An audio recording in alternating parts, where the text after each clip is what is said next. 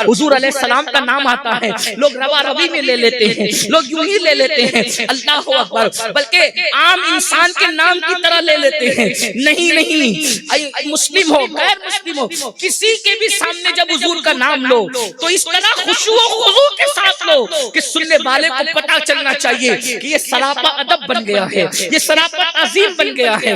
آئیے، اور اسی میں ہماری بقا ہے، اسی میں ہماری حیات ہے، اسی میں ہماری دنیاوی اور اخروی کامیابی کا راز ہے۔ کہتے ہیں کہ ایک مرتبہ سلطان محمود غزنوی کا نام آپ لوگوں نے بارہا سنا ہے، ایک مشہور انسان ہے، بہت بڑا بادشاہ ہے محمود غزنوی، مگر یہ بھی تمہیں پتہ ہونا چاہیے اللہ اکبر محمود غزنوی اس شخصیت کا نام ہے جب تک 1000 مرتبہ آقائے کریم پر وہ درود نہیں پڑھتے تھے اس وقت تک بستر پر نہیں جاتے تھے، اس وقت تک سونے کے لیے نہیں جاتے تھے۔ آج لوگ چھوٹے موٹے کاروبار کرتے ہیں، 3 گھنٹے فلموں کے لیے تو نکال لیتے ہیں، روزانہ 1 گھنٹہ سیریل کے لیے تو نکالتے ہیں۔ بتاؤ جس نبی کا کلمہ پڑھتے ہو اس نبی کو روزانہ تحفے میں کچھ پیش بھی کرتے ہو؟ نادان انسان، تو اپنے دوستوں کو تحفہ بھیجتا ہے، تو اپنے یاروں کو تحفہ بھیجتا ہے، آج تک تم نے اپنے نبی کے لیے کیا تحفہ بھیجا اور کتنا تحفہ بھیجا اور کس انداز سے بھیجا؟ ارے نادان، جو دوست تیری میت میں نہیں آئیں گے تو ان کو تحفے بھیجتا ہے، جو رسول تیری قبر میں آئیں گے تو نے ان کو کتنے تحفے بھیجا اور ان کو تو دے بھی کیا سکتا ہے، ان کو تو تحفہ بھیج بھی کیا سکتا ہے؟ ہماری اوقات کیا ہے؟ اللہ اکبر، ہماری اوقات کیا ہے؟ ایک سگے بے ہنر کو ایک بادشاہ سے کیا نسبت ہو سکتی ہے؟ میرے دادا مرشد لکھتے ہیں یا رسول اللہ کہاں ہم خاک افتادہ، کہاں تمہیں شہ والا، اگر مثل زمین ہم ہے تو مثل آسمان تم ہو، یہ کیا میں نے کہا؟ مثل سما تم ہو معاذ اللہ، منزہ مثل سے برتر، زہر وہم و گمہ تم ہو۔ میں بھولا آپ کی رفعت سے نسبت ہی ہمیں کیا ہے، میں بھولا آپ کی رفعت سے نسبت ہی ہمیں کیا ہے، وہ کہنے بھر کی نسبت تھی، کہاں ہم ہیں کہاں تم ہو۔ اللہ اکبر، وہ لامکاں پر کی سیر کرنے والا رسول، کیا نسبت، ہماری اوقات کیا ہے؟ یہ تو ان کا کرم ہے کہ وہ ہمیں اپنا کہتے ہیں، وہ ہمیں اپنا، کیا بڑی ہستی ہے اور وہ ہمیں اپنا کہتے ہیں۔ حضور جب بھی کہتے تو کیا کہتے ہیں؟ امتی، میری امت۔ حضور کیا کہتے ہیں؟ میری امت۔ یہی تو بات ہے، گناہگارم و لیکن خوش نصیب، گنہگار ہوں مگر خوش نصیب ہوں۔ کیوں؟ اس لیے کہ ان کا امتی، ان کے امتی ہونے کا اعزاز جتنا بڑا، ہمیں بادشاہ ہونے پر وہ اعزاز نہیں جو ان کے امتی ہونے پر اعزاز ہے۔ اس لیے کہ بادشاہوں کا ٹھکانہ کہاں ہوگا کہاں نہیں ہوگا اس کی کوئی گارنٹی نہیں ہے، لیکن جس کو حضور اپنا کہتے اس کا ٹھکانہ تو جنت ہی ہو۔ ہم رسول اللہ کے، جنت رسول اللہ، وَلَسَوْفَ يُعْطِيكَ رَبُّكَ فَتَرْضَىٰ بھی تو دیکھو۔ تو بات دور نہ نکلی، عرض یہ کر رہا تھا حضور کو تحفہ بھیجا کرو اگر ان کے سچے امتی ہو تو، اور تحفے میں ان کو کیا بھیجے؟ جس کا لوح و قلم پہ قبضہ ہو اسے کون سا قلم تحفے میں دو گے؟ جس کے لیے اللہ کی کتاب اتری ہے اس کو کون سی کتاب تحفے میں بھیجو گے؟ جس کے لباس ناز کو کائنات کے لیے امان قرار دیا جائے اسے کون سا لباس بھیجے؟ اگر ہم ظاہری حیات میں ہوتے تو کچھ کر سکتے تھے، لباس، امامہ، کچھ نالین پیش کر سکتے، لیکن یہاں تو 14 صدیوں کے بعد ہم آئے دنیا میں، کچھ بھیج بھی نہیں سکتے۔ تو بہترین تحفہ حضور کے لیے اگر کچھ بھیج سکتے ہو تو اسے درود شریف کہتے ہیں، اور درود شریف اتنا عظیم تحفہ ہے کہ حدیث پاک میں آتا ہے جب ہم آقا پر ایک بار درود پڑھتے ہیں، بخاری شریف کی حدیث سے اللہ کے رسول فرماتے ہیں من صلی علی واحدہ صلی اللہ علیہ عشرہ، جو ایک بار مجھ پہ درود پڑھتا ہے 10 بار اللہ اس پر درود نازل فرماتا ہے۔ حضور پہ ایک بار درود پڑھنے والا کتنا بلند ہو جاتا ہے کہ اللہ اس پر 10 مرتبہ درود نازل فرماتا، اللہ نازل فرماتا، اور تم ایک بار پڑھتے ہو خدا تم پہ 10 نازل فرماتا۔ 100 بار پڑھو تو، 500 بار پڑھو تو، 1000 بار پڑھو تو، اور درود پڑھنے والا جو کثرت سے درود پڑھتا ہے خلوص دل سے، مرنے کے بعد اس کی قبر کو مٹی نہیں، اس کے جسم کو قبر کی مٹی نہیں کھا سکتی۔ جو کثرت سے درود پڑھے قبر کی مٹی اس کا جسم نہیں کھا سکتی، بلکہ پھر اس کا کفن بھی میلا نہیں ہوگا۔ تو سلطان محمود غزنوی 1000 بار روزانہ درود شریف پڑھتے تھے، اس کے بعد ہی بستر پہ جاتے تھے۔ بلکہ ایک مرتبہ تو ایسا ہوا کہ کسی حکومت کی مصروفیت میں درود پڑھنا بھول گئے، تو اللہ کے رسول علیہ السلام نے عاشق رسول کے خواب میں تشریف لا کر فرمایا کہ محمود سے کہنا کہ روزانہ جو تحفہ بھیجتے تھے وہ آج پہنچا نہیں۔ ہائے ہائے، دیکھو یہ عشق والوں پر میرے آقا کا انعام ہے۔ کوشش کرو کہ مختصر درود صلی اللہ علیہ وآلہ وسلم اس کو 500 بار پڑھا کرو، 5 منٹ 6 منٹ کا کام ہے، 1000 بار پڑھو گے تو 10-15 منٹ کا کام ہے۔ سب سے مختصر درود شریف یہی ہے۔ اور آقا علیہ السلام کی ایک حدیث یہ بھی ہے کہ جب کوئی درود پڑھتا ہے تو فرشتہ اس کے اور اس کے باپ کے نام کے ساتھ اللہ کے رسول کی بارگاہ میں وہ درود پیش کرتا ہے، فلاں ابن فلاں نے آپ پہ درود بھیجا۔ اس کی اس کی غیبت کرنے سے کیا ملنا، اس کی اس کی چگلی کرنے سے کیا ملنا، گالی گلوچ کرنے سے کیا ملنا، اس کے بارے میں بکواس کرنے سے کیا ملنا، ہوٹلوں پر بیٹھ کر کے ادھر ادھر کی باتیں ہانکنے سے کیا ملنا۔ اللہ کے بندو حضور پہ درود پڑھو۔ حضرت سیدی کافی مراد آبادی رحمت اللہ علیہ لکھتے ہیں، کہتے ہیں کہ بڑے مزے میں کہتے ہیں، ان کا بڑا مشہور کلام ہے کہ کوئی گل باقی رہے گا نہ چمن رہ جائے گا، پر رسول اللہ کا دین حسن رہ جائے گا۔ اسی میں لکھتے جو پڑھے گا صاحب لولاک کے اوپر درود، جو پڑھے گا صاحب لولاک کے اوپر درود، آگ سے محفوظ اس کا تن بدن رہ جائے گا، آگ سے محفوظ اس کا تن بدن رہ جائے گا۔ آقا پہ درود پڑھا کرو۔ تو محمود غزنوی کے درود 1000 بار پڑھنے کا حال یہ تھا، اسی لیے ان کے انتقال کے بعد برسوں بعد جب ان کی قبر کھلی تو ان کا کفن بھی میلا نہیں ہوا تھا اور جسم صحیح سلامت تھا۔ درود شریف کی برکت ہے۔ تو محمود غزنوی کے بارے میں جو عرض کر رہا تھا وہ یہ کہ محمود غزنوی کے ایک غلام تھے، مشہور وہ بھی غلام ہوئے، ان کا نام ایاز ہے، اور ایاز نے غلامی سے حاضری دے کر اتنی ترقی کی کہ بعد میں ایاز محمود کے وزیر بنے اور سب سے قریبی وزیر بنے، بڑے معتمد خاص بنے۔ تو محمود غزنوی کے یہاں ایاز اتنے معتمد ہو گئے کہ ایاز کے یہاں جو بچہ پیدا ہوا، اس بچے کے جوان ہونے کے بعد محمود نے اپنی خدمت پر ایاز کے بیٹے کو رکھ لیا۔ جو بھی کام کاج بہت گھریلو ہوتے اور ذاتی ہوتے اور محمود کی ذات سے متعلق ہوتے تو محمود وہ سارے کام ایاز کے بیٹے کو کہتا۔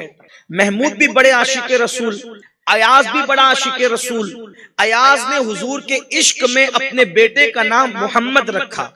اللہ کے رسول علیہ السلام فرماتے ہیں جب تمہارے یہاں بیٹا پیدا ہو تو اس کا نام محمد رکھا کر۔ بلکہ ایک مقام پر یہ بھی فرمایا تمہیں کیا برا لگتا ہے، تمہارا کیا بگڑتا ہے کہ تمہارے گھر میں 3 بیٹے اور تینوں کا نام محمد ہو۔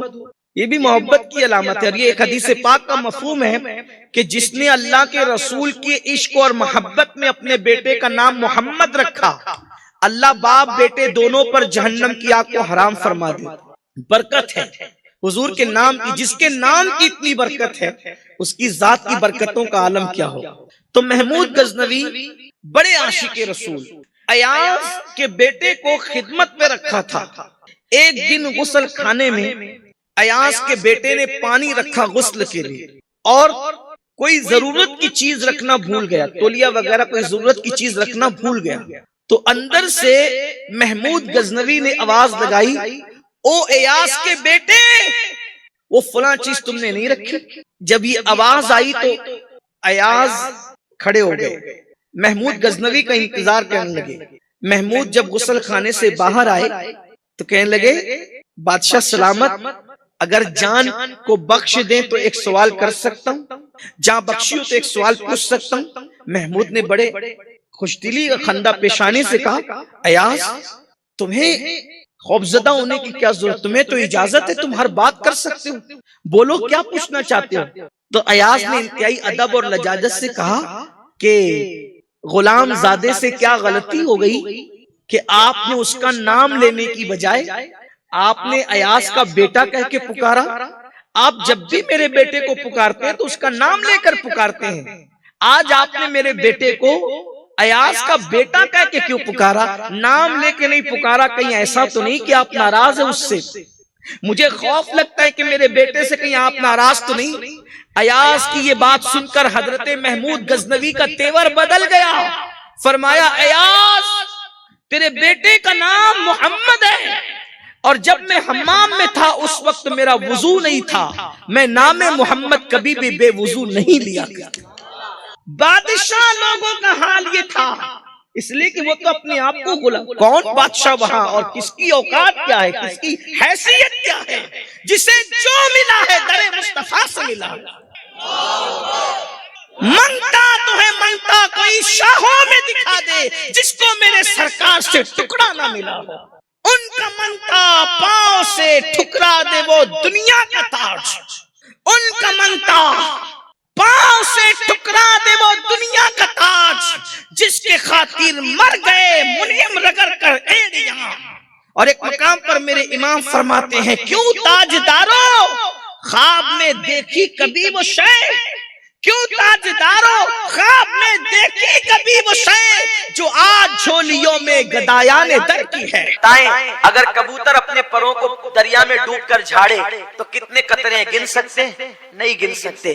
اگر مور دریا میں ڈوب کر اپنے پروں کو جھاڑے تو کتنے قطرے گن سکتے ہیں؟ نہیں گن سکتے۔ یار پر والوں کو تو جانے دیجئے، انسان اگر خود غسل کر کے اپنے سر کے بالوں کو اگر یوں جھاڑے تو کتنے قطرے گرے اس کا اندازہ نہیں ہو سکتا۔ تو وہ فرشتہ جس کا ایک بازو مشرق میں ہے، یعنی اس کے پر ایک طرف مشرق میں ہے، دوسرا بازو مغرب میں ہے، اس کا سر زیر عرش ہے، اس کے پیر تحت الثری میں ہے، جب کوئی بندے مومن درود پڑھتا ہے تو وہ نور کے دریا میں غوطہ لگاتا ہے اور باہر نکل کر وہ اپنے پروں کو جھاڑتا ہے۔ سوچو کس قدر اس کے قطرے گرتے ہوں گے۔ میرے آقا غیب داں نبی فرماتے ہیں اس کے پروں سے جتنے نور کے قطرے گرتے ہیں، ہر قطرے سے اللہ فرشتے کو پیدا فرماتا ہے، اور جتنے ہزاروں لاکھوں کروڑوں فرشتے پیدا ہوتے ہیں وہ سب کے سب قیامت تک کے لیے اس کا نام لے کر مغفرت کی دعا کرتے ہیں جس کے درود سے وہ پیدا ہوتے ہیں۔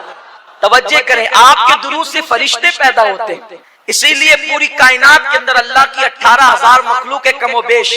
کتنی مخلوق ہے؟ 18,000 مخلوق ہے کم و بیش۔ یہ ناک کے اندر جو جراثیم جاتے ہیں وہ بھی اللہ کی مخلوق ہے نا، جس کو جراثیم کہتے ہیں، کیٹانو جس کو کہتے ہیں، وہ بھی اللہ کی مخلوق ہے۔ ایک سانس لیتے ہیں تو کروڑوں اربوں خربوں ناک میں گھستے ہیں نا، وہ اتنی مخلوق ہے اللہ کی۔ لیکن فرمایا گیا اللہ کی مخلوق کے 10 حصے ہیں، اللہ کی مخلوق کے 10 حصے ہیں۔ ایک حصے میں ساری مخلوق ہے، جنات، انسان، جراثیم، جانور، حیوان، سب، درخت، شجر، حجر، برگ، ثمر، بلبل، چڑیا، مرغ، سب ایک حصے میں ہے، اور 9 حصے فرشتے ہیں۔ سوچو فرشتوں کی تعداد کتنی ہوگی، کتنی تعداد ہوگی فرشتوں کی، اندازہ لگاؤ۔ تو یہ جو فرشتے پیدا ہوتے ہیں کس طرح پیدا ہوتے ہیں؟ انسان شادی کرے تو انسان پیدا ہوتا ہے، اور انسان درود پڑھے تو فرشتے پیدا ہوتے ہیں۔ میں نے سوچا یہ درود سے انسان بھی پیدا ہوا، درود سے فرشتے بھی پیدا ہوتے۔ کیسے؟ جب آدم و حوا کا نکاح ہوا تو اللہ نے کہا آدم نکاح کے بعد میرے محبوب پر مہر کے طور پہ درود پڑھ، میرے محبوب پر درود پڑھ بطور مہر، یہ مہر ادا ہوگا۔ آدم نے درود پڑھا تو حوا حلال ہو گئی، حوا حلال ہو گئی تو دنیا بحال ہو گئی۔ اب آپ اندازہ فرمائیں یہ دنیا وسیع ہو گئی، دنیا میں لوگ پیدا ہو گئے۔ اللہ اکبر، بغیر درود کے نہ انسان پیدا ہوگا اور نہ بغیر درود کے فرشتے پیدا ہوتے ہیں۔ تو اب بتائیں جو درود نہیں مانتے ان مردودوں کا وجود کیسے؟ فرشتے بھی بغیر درود کے نہیں، انسان بھی بغیر درود کے نہیں، تو جن مردودوں کو اعتراض ہے درود پر، ارے درود وہ ہے اللہ نماز نہیں پڑھتا نماز کا حکم دیتا ہے، روزہ نہیں رکھتا روزے کا حکم دیتا ہے، حج نہیں کرتا حج کا حکم دیتا ہے۔ درود وہ عمل ہے، وہ درود بھیجتا بھی ہے اور درود پڑھنے کا حکم بھی دیتا ہے۔ وہ لا شریک بھی، وہ لا شریک بھی مومنوں کو کہتا ہے کہ جب تم درود پڑھتے ہو تو ہم بھی درود تمہارے ساتھ بھیجتے ہیں یا ہم بھیجتے ہیں۔ سنو سنو، میرے آقا فرماتے ہیں جب تم دعا کرو یا دعا سنو تو بلند آواز سے آمین کہو، جس کی آمین فرشتوں کی آمین سے مل جاتی ہے اس کی مغفرت ہو جاتی ہے، کیونکہ فرشتے بھی آمین کہتے ہیں، تم بھی آمین کہتے ہو۔ جس کی آمین فرشتے کی آمین سے مل گئے اس کی مغفرت ہو گئی۔ اللہ بھی درود بھیج رہا ہے، بندہ بھی درود بھیج رہا ہے۔ جس کا درود خدا کے درود سے مل جائے اس کا مرتبہ کیا ہوگا؟ جس کا درود، ارے جس کی آمین فرشتوں کی آمین سے مل جائے اس کو جنت مل جائے، جس کا درود خدا کے درود سے مل جائے اس کا مرتبہ کیا ہوگا؟ امام المتکلمین مولانا نقی علی خان علیہ رحمہ جو اعلیٰ حضرت کے والد بزرگوار ہے، فرماتے ہیں ایک مرتبہ درود پڑھنا پوری دنیا کی نعمتوں سے بڑھ کر ہے۔ درود وہ ہے، درود کا ثواب وہ ہے۔ آئیے بہت تفصیل میں نہیں جاتے، چند باتیں عرض کرتے ہیں تاکہ ہم درود پڑھیں، درود پڑھنے کے عادی بنیں، آج سے عادت بنائیں۔ درود پڑھنے میں کبھی شرمایا نہیں کریں بلکہ اپنی عادت بنائیں، اٹھتے بیٹھتے چلتے پھرتے آقا پہ درود شریف پڑھا کریں، کیونکہ میرے آقا فرماتے ہیں، توجہ کریں آپ، جب بیان ہوتا ہے تو آپ سوچتے ہیں نا کہ آپ مقرر کے قریب بیٹھے، آپ سوچتے ہیں کہ نہیں سوچتے؟ مقرر کے قریب بیٹھے، کیونکہ مقرر کے قریب بیٹھیں گے قریب سے چہرہ نظر آئے گا، ٹھیک ہے؟ اگر مقرر باعمل عالم ہے تو اس کے چہرے کو دیکھنا عبادت ہے، اور اس کے چہرے کو دیکھنے کی برکتیں ملتی ہے، آنکھوں کی روشنی تیز ہوتی ہے، اور بھی بہت ساری فضیلتیں ہیں۔ تو ہر آدمی سوچتا ہے کہ میں قریب بیٹھ کر مقرر کا چہرہ دیکھوں، اس کی زیارت کروں، ٹھیک ہے؟ ایسے بھی مومن کو دیکھنا بھی عبادت ہے، ایمان والے کو دیکھنا بھی عبادت ہے۔ میرے آقا علیہ السلام کے دیوانوں اتنی بڑی عبادت ہے کہ اگر مومن کو محبت کے ساتھ دیکھو اور تمہارے دل میں اس کے لیے کینہ نہیں تو اللہ تعالیٰ تمہاری بھی مغفرت کر دے، اس کی بھی مغفرت کر دے۔ تو ہر آدمی مقرر کو، علماء کو قریب سے دیکھنا چاہتا ہے، صحیح ہے؟ حضور فرماتے ہیں جو دنیا میں جتنا زیادہ مجھ پہ درود پڑھے گا وہ قیامت کے دن اتنا زیادہ میرے قریب ہوگا۔ مقرر کے قریب نہیں، جو تقریروں کا عنوان ہے اس نبی کے قریب، جو تقریروں کی جان ہے اس نبی کے قریب، جو ایمان کا ایمان ہے اس نبی کے قریب۔ کس کی برکت سے؟ درود کی برکت سے۔ اب جو رسول پاک کے جتنا قریب ہونا چاہتا ہے قیامت میں وہ اتنا کثرت سے درود پڑھے، اٹھتے بیٹھتے چلتے پھرتے سوتے جاگتے وضو بے وضو درود ہی پڑھتے رہو، درود میں ڈوب جاؤ۔ حضرت شیخ عبدالحق محدث دہلوی کہتے ہیں کہ جب میں مکہ سے مدینہ شریف جا رہا تھا تو میرے استاد شیخ عبدالوہاب متقی نے فرمایا، بیٹے فرض نمازوں کے بعد اس پورے سفر میں صرف درود پڑھنا اور درود ہی پڑھنا، اس لیے اس سے بہتر کوئی عمل نہیں ہے اس سفر میں۔ تو میں نے پوچھا حضرت کتنی مرتبہ پڑھوں؟ کا کوئی تعداد نہیں، جتنی زیادہ پڑھ، حتیٰ کہ تو درود کے رنگ میں رنگ جا، درود کے رنگ میں رنگ جا۔ کسی عبادت کے کرنے پر اتنی جلدی بندہ ولی نہیں بنتا جتنا درود شریف پڑھنے کی برکت سے ولی بن جاتا ہے۔ حضور محدث اعظم نے کہا ہے نا، یا غوث کہتے کہتے ہو جاتے ہیں غوث، خواجگی مل جاتی خواجہ کا دم بھر کے تو دیکھ۔ اب بتاؤ جب یا غوث کہنے سے ولایت ملتی ہے تو یا محمد کہنے سے نہیں مل سکتی۔ غوث الاعظم کو یا محمد کہنے سے ولایت ملی ہے، ان کو یہ مرتبے ملے ہیں۔ حالانکہ ہمارے بعض علماء یہ کہتے ہیں کہ ڈائریکٹ یا محمد کہنا بے ادبی ہے، لیکن ہمارے بعض علماء نے جو اس پر نقطہ بیان کیا وہ یہ ہے کہ حضور کا نام بطور نام یا محمد کہنا یہ بے ادبی ہے، لیکن حضور کا نام ایک مقام پر نام ہے اور دوسرے مقام پر وہ مکمل نعت ہے، کیونکہ محمد کا مطلب ہوتا ہے جس کی سب سے زیادہ تعریف کی گئی ہو، تو اس لیے یہ نام مستقل ایک نعت بھی ہے۔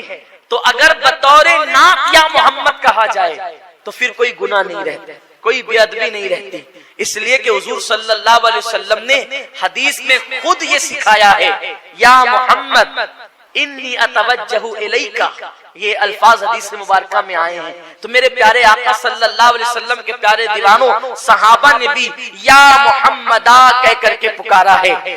بہرحال وہ میرا عنوان نہیں، تو عرض یہ کر رہا تھا جب یا غوث کہنے سے غوث بن جاتا انسان تو حضور کا نام لینے سے کیا مرتبہ ملے گا، حضور کا نام لینے سے کیا مقام ملے گا۔ اور یاد رکھنا آقا کریم صلی اللہ علیہ وسلم پہ جب درود پڑھا جاتا ہے تو درود کی برکت سے گناہ معاف بھی کیے جاتے ہیں۔